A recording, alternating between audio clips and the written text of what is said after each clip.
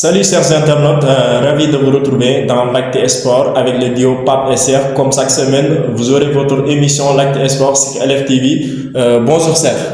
Oui, bonjour là, nous sommes tellement ravis encore de vous retrouver ici pour des raisons sportives. Au programme, le tirage au sort de la CAN 2025 qui a eu lieu au Maroc, mais aussi la Ligue des Champions et enfin la grande nouveauté sur le banc du Stade Rennais, Habib Beye, le nouvel entraîneur du club breton Serre. Oui, c'est exceptionnel. Vous venez tout simplement d'annoncer les choses. Vous avez parlé des tirages au sort de la Ligue des Champions et notamment de l'arrivée d'Habib Beye, le technicien sénégalais sur le banc de l'Stade Rennais. Je pense que c'est un gros, c'est quelqu'un qu'on connaît très bien. Ça, en tout cas, en ce qui concerne l'actualité, on aura beaucoup à décortiquer entre-temps.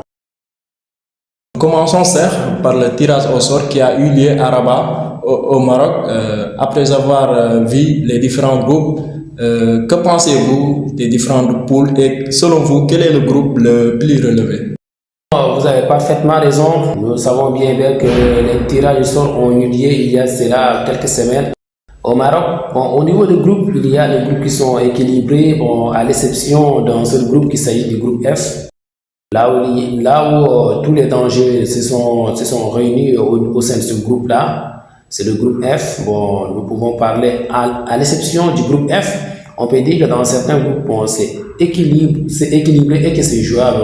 En tout cas, pour cette CAN-là, nous allons vivre des événements exceptionnels. En parlant toujours de la CAN, j'ai remarqué aussi l'absence des équipes comme le Ghana, la Gambie, la Guinée. Quel est votre avis là-dessus? Oui, évidemment, vous avez parlé de l'absence des gros à l'image du Ghana, comme vous l'avez dit, vraiment le Ghana, on souhaitait énormément voir cette équipe participer à cette CAN-là, parce que c'est une équipe qui était absente, je pense que c'était en 2004, dès lors, à chaque édition, cette équipe-là s'est présentée, mais cette fois-ci en 2025, peut-être le Ghana va rester à la maison pour suivre la CAN. C'est quelque chose qu'on ne souhaitait pas, mais malheureusement pour eux, ça a été le cas. Bon, si vous voyez au niveau de l'équipe ghanéenne, il y a énormément de talent, mais là, on ne sait pas là où se trouve exactement le problème. Pourquoi cette équipe n'a pas pu se qualifier à cette CAN-là, qu'on disait que peut-être c'est une équipe qui pourrait plutôt se relever. Bon, pour la Gambie, nous savons tout simplement c'est une équipe qui était c'est une petite poussée, mais capable souvent de causer du problème aux géants lors de les dernières CAN. C'est une équipe qui s'est qualifiée. Bon, pour la Guinée, on disait pourtant la Guinée aurait dû se qualifier, mais par malchance, elle aussi, c'est comme ça. Bon, en tout cas, il y a des absences pour cette CAN-là. C'est quelque chose vraiment de très remarquable, notamment le cas du Ghana qu'on souhaitait énormément voir. Peut-être lors des prochaines éditions, il se peut que le Ghana va revenir très fort. Il est notable aussi, certes, de souligner la présence des pays d'Afrique australe comme la Zambie, la Tanzanie, l'Afrique du Sud. Est-elle le fruit des investissements de leurs dirigeants dans le football local? Oui, évidemment, pour ces équipes australes, on peut dire ce sont des équipes souvent qui mettent l'accent sur le football local. Parce que n'oubliez pas, l'Afrique du Sud, lors de la dernière édition, c'est une équipe qui a été 100%, leurs joueurs jouaient plutôt dans leur championnat. C'est le cas de la Tanzanie aussi, qui met l'accent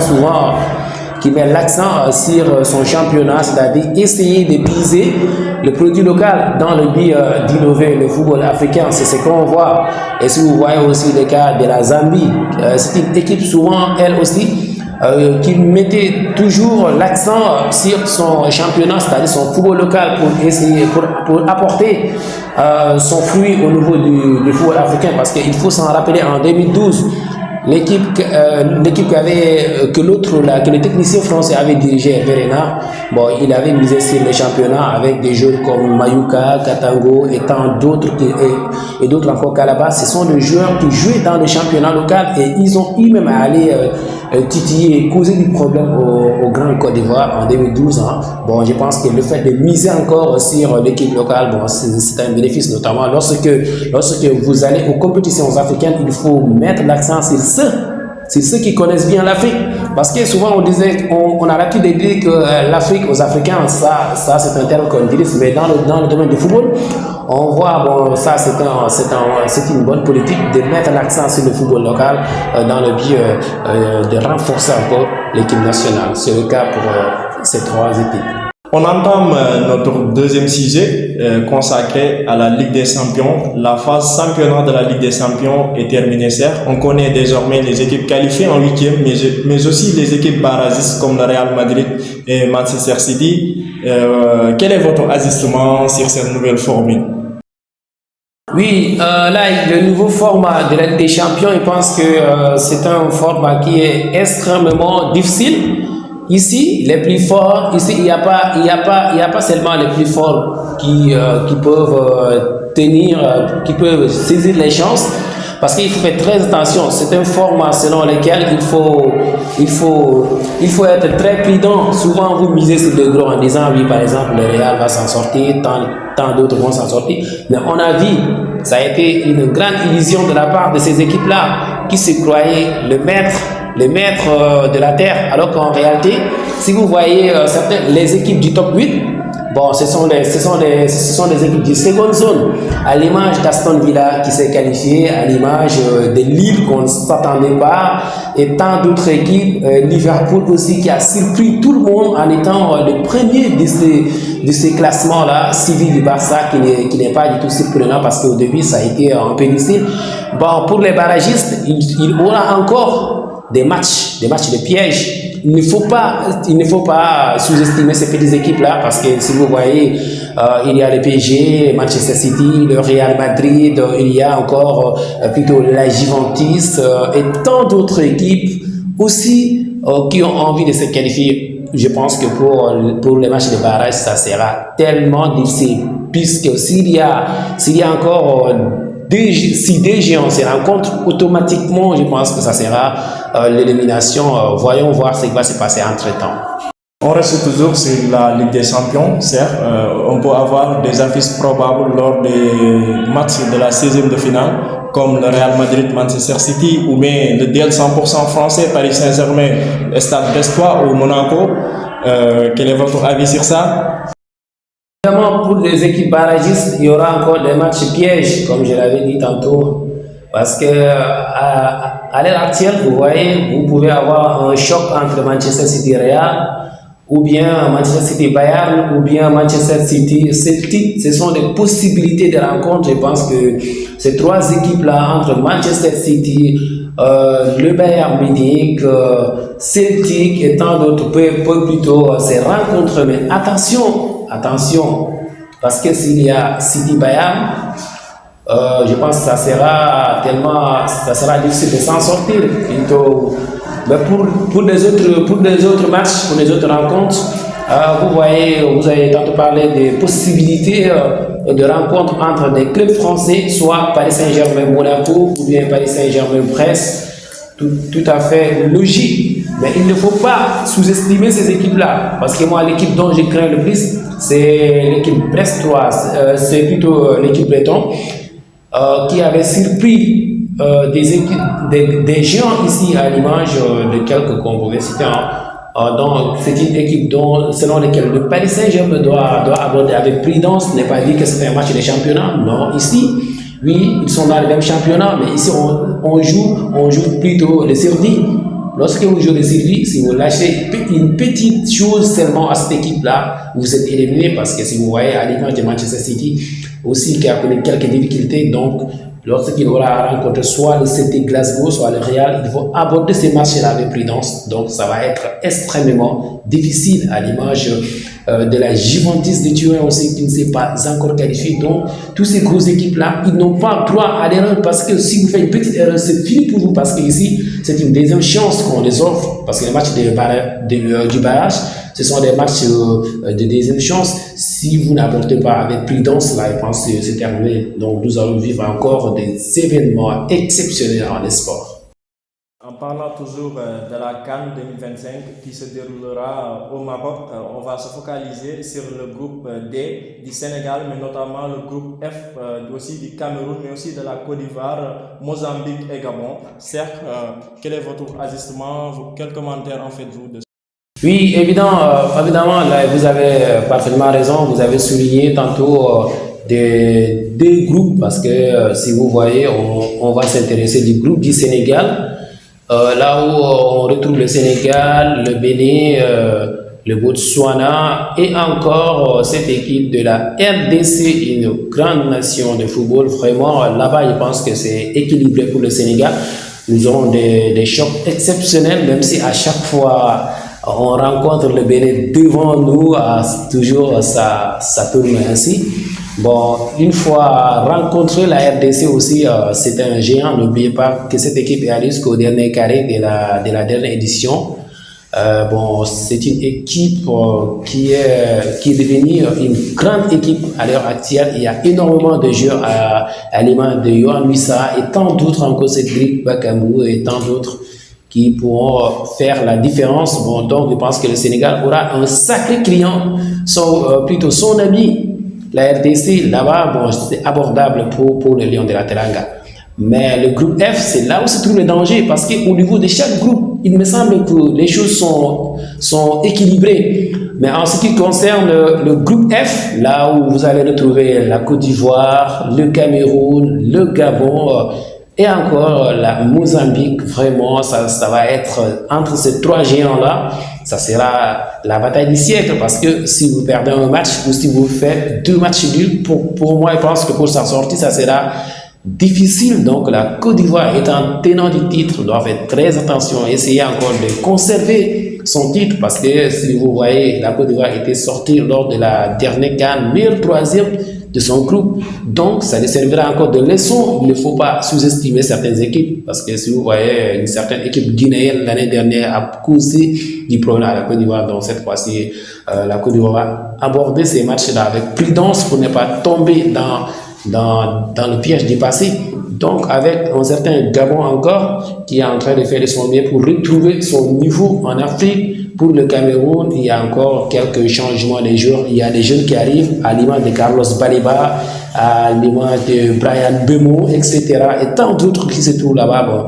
Donc, c'est une équipe aussi qui a envie de retrouver le niveau qu'on lui connaissait à l'époque. Donc, nous aurons des matchs exceptionnels à vivre lors de cette CAN. On reste sur le groupe du Sénégal en se focalisant sur un adversaire des Lions, la RDC, qui est aussi un adversaire de taille pour les Lions. Est-ce que le Sénégal peut s'en sortir dans cette poule? Ouais, en tout cas, je pense que pour le Sénégal, il n'y a pas photo. Hein. Il n'y a pas photo parce que si vous voyez l'équipe la plus régulière lors des 5 dernières éditions de la CAN, c'est le Sénégal. À chaque fois, le Sénégal, bon, soit il est premier de son groupe, soit deuxième. À chaque fois, bon, il revient très fort et cette équipe est régulière. Bon, contrairement à la RDC, parfois ils ont du mal à se qualifier. Bon, on ne se moque pas de la RDC, mais on est en train de dire tout simplement ce qui est de la réalité du football. Parce que si vous voyez, souvent la RDC, elle est présente, souvent absente. Bon, c'est quelque chose qu'on sait exactement. Je pense que la RDC peut ne pas causer du problème à cette équipe du Sénégal. Voyons voir, puisque si vous voyez, vous avez même abordé le cas du match nul ici au stade Abdoulaye Wade pour le compte de la qualification de la Coupe du Monde 2026. Bon, pour la CAN, c'est la CAN parce que la CAN, ça se joue avec la rigueur. C'est un seul match seulement, il n'y a pas aller-retour. Mais contrairement au match qualificatif, là, bon, vous allez jouer aller et retour. Mais là, c'est un seul match. Je pense que le Sénégal va aborder ce match-là avec prudence pour ne pas tomber dans le piège congolais. On a vu des propos tenus par le président de la Fédération congolaise de football qui a dit nous avons 3 étoiles, nous sommes la meilleure équipe alors que le Sénégal en a une. Bon, je pense que le président de la Fédération congolaise de football a tenu ces propos-là. Je pense que c'est pour taquiner seulement le Sénégal parce que souvent on dit des choses, mais tout le monde connaît la réalité. Vous ne pouvez, même si le Sénégal a seulement un seul étoile sur son maillot, on voit, c'est une équipe que j'avais dit qui est régulière et c'est une grande nation de football que tout le monde respecte. Donc, moi, je pense que ces propos-là, bon, c'est pour essayer de mettre un peu de blague, pour essayer d'endormir les Sénégalais ou essayer d'apporter quelque chose pour que le match soit encore plus intéressant. Bon, moi, je pense que sur le terrain, bon, ça c'est autre chose parce que l'équipe du Sénégal est tellement jeune. Il y a des départs d'un entraîneur, l'autre arrive avec son système, peut-être qu'il va apporter d'autres jeux, on ne sait pas, parce qu'à chaque fois c'est le changement de système. Donc on doit s'attendre à une grande équipe du Sénégal qui pourra aller jusqu'au dernier carré, pourquoi pas même essayer de chercher une deuxième étoile, et c'est possible, on ne peut pas s'attendre. Le Sénégal et la RDC, c'est une grande affiche qu'on doit attendre. On va aborder notre dernier sujet, notamment le cas d'Habib Beye, le nouvel entraîneur du club breton. J'espère que tu auras envie de parler de ton idole, de ta référence, le grand commentateur, le grand consultant Habib Beye, qui vient de frapper un bail de 6 mois avec une année option d'achat avec le club breton. Est-ce que Habib a fait un bon choix selon vous, Serre? Bon, moi je pense que parler d'Habib Beye, bon, ça sera un grand plaisir parce que c'était un monsieur que je suivais énormément, que je connais un peu son parcours en tant que joueur et en tant que consultant. À un moment donné, lui aussi, il avait la mission d'être sur le banc de touche pour diriger des grandes équipes. Bon, là, il faut s'en rappeler d'abord. Habib Beye, avant de rejoindre le club breton, il avait dirigé une équipe de National 2, je pense, à l'époque, actuellement qui se trouve, c'est une ancienne équipe de National 1, Red Star, actuellement qui joue la Ligue 2 française. Donc, je pense que s'il est capable de franchir un cap pour rejoindre un autre cap, dans ce sens, pourquoi pas, parce que le plus difficile, c'est d'entraîner les équipes les plus petites. Parce que en National 1, et que vous parvenez à rejoindre la Ligue 2, c'est-à-dire il y a cette compétence-là, il y a cette culture-là, il y a ce savoir-faire-là qui est en vous, raison pour laquelle les dirigeants des stades rennais ont vu en lui quelques potentiels, c'est-à-dire il a les potentiels pour aller maintenir cette équipe-là, plutôt si ce n'est qu'un contrat de 6 mois pour l'instant avec option d'achat, c'est-à-dire une prolongation peut-être à long terme. C'est quelque chose que nous savons très bien qu'il est capable. Parce que il y a quelque chose que j'ai remarqué chez Habib Beye. À chaque fois qu'il dit quelque chose, automatiquement vous verrez qu'il a raison. Parce que je m'en souviens en 2019, lorsque le Barça avait battu Liverpool au Camp Nou, au match de retour, Habib avait dit il faut se méfier de cette équipe à domicile, à Anfield. Il dit il connaît bien Anfield. Plutôt, Anfield, c'est là où souvent on se compare à une cimetière, là où on enterre des grandes équipes. Parce que vous pouvez gagner chez vous autant que vous voulez, mais une fois arrivé à Anfield, c'est quelque chose qu'il avait dit. Le Barça doit se méfier des 15 premières minutes sur le plan de but. Vous verrez plutôt la folie d'Anfield. Et on a vu qu'il a raison. Alors que lors de ce match de retour à Anfield, on a vu seulement 11 minutes de jeu. Il y avait une petite passe de Sadio Mané qui trouve Origi et là, automatiquement, 11 minutes seulement. Celui qui parlait des 15 premières minutes, et si cette équipe a marqué en 11 minutes, c'est-à-dire, il a raison. Et au finish, on a vu il y a eu un grand remontada en 2019, ce qui a permis à cette équipe de Liverpool d'aller chercher son 6e sacre de Ligue des Champions. Donc Habib Beye, c'est quelqu'un qui ne parle pas qui ne parle pas parce qu'il a envie de parler. C'est quelqu'un qui parle en connaissance des causes. C'est quelqu'un qui connaît exactement ce qu'il fait. Et là, je pense que le fait qu'on lui donne sa chance de diriger le club breton, voyons voir, il pourra plutôt amener cette équipe loin. Pourquoi pas à l'image de Lille, à l'image du Brest qui joue la Ligue des Champions, pourquoi pas à l'image de l'Europa League, etc. Voyons voir pour les 6 premiers mois ce que ça va donner pour ce technicien sénégalais qui souhaitait plutôt diriger même l'équipe du Sénégal, mais il avait tenu des propos en disant bon, l'équipe nationale, bon, ce n'est pas comme ça, il faut du temps, il y a des choses qu'il faut changer de temps en temps.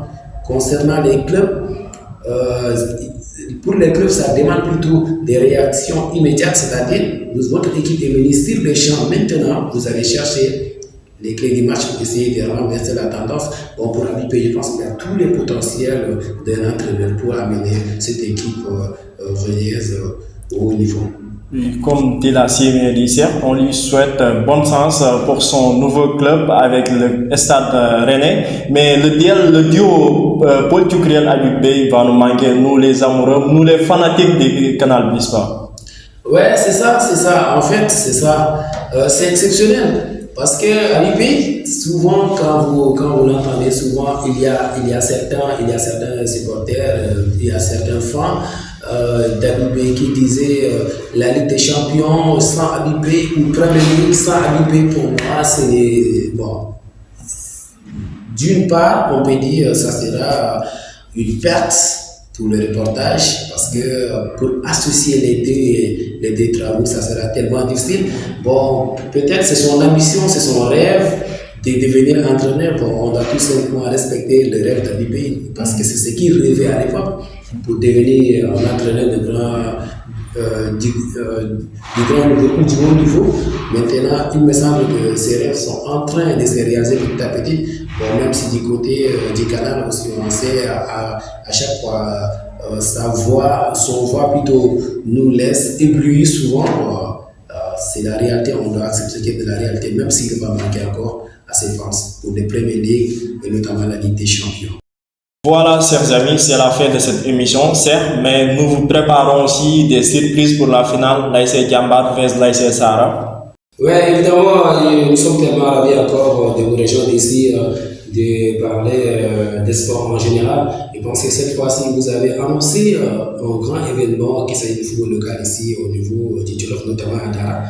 L'un des plus grands derbys de l'histoire de cette localité pour les 10 dernières années. ASC Diambar, ASC Sahara, je pense que ça sera une affiche des siècles d'où il y aura énormément des grands événements qui attendent les supporters, soit du côté de Diambar, soit du côté de Sahara. Ça sera très exceptionnel entre ces deux géants.